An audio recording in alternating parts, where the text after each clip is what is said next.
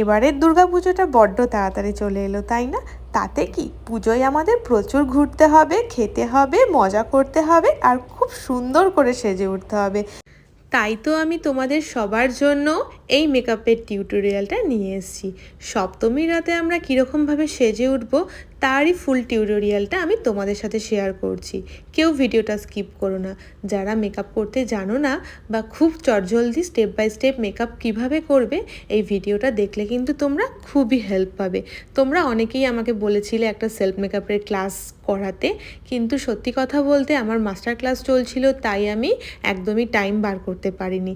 তাই তো আমি তোমাদের জন্য এই লুকটা নিয়ে এসেছি, যাতে তোমাদের খুবই হেল্প হয়। একটা কথা প্রত্যেকেই মনে রেখো, যখনই মেকআপ করবে না কেন, বিফোর ফাউন্ডেশন আমাদের স্কিনের প্রিপারেশনটা করা কিন্তু খুব জরুরি। কেন, এই স্কিনের প্রিপারেশনটার ওপরই ডিপেন্ড করে থাকে আমাদের মেকআপটা কতটা লং লাস্টিং হবে।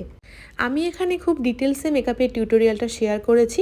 আর যাদের প্রোডাক্ট ডিটেলস লাগবে বা তোমরা বুঝতে যদি না পারো কোন প্রোডাক্ট আমি ইউজ করেছি, আমাকে কমেন্টস করো, আমি সমস্ত প্রোডাক্টের ডিটেলস তোমাদের সাথে শেয়ার করে দেবো।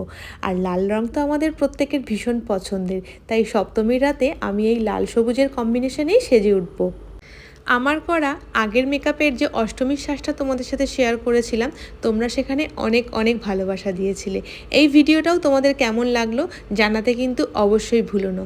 আর কে কোথা থেকে দেখছো অবশ্যই জানিও।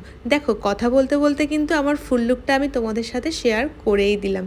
আমাকে কেমন লাগছে অবশ্যই জানিও। সুন্দর লাগছে না এই কম্বিনেশনটাতে? আমারও নিজেকে খুব ভালো লাগছিল। তোমরা কিন্তু অবশ্যই জানিও। আর ভিডিওটা ভালো লাগলে অবশ্যই একটা লাইক কমেন্ট শেয়ার করে দিও। দুর্গাপুজোর সপ্তমীর রাতে তোমরাও কিন্তু এভাবে সেজে উঠতে পারো। সবাই খুব ভালো থেকো, আবার দেখা হবে তোমাদের সাথে।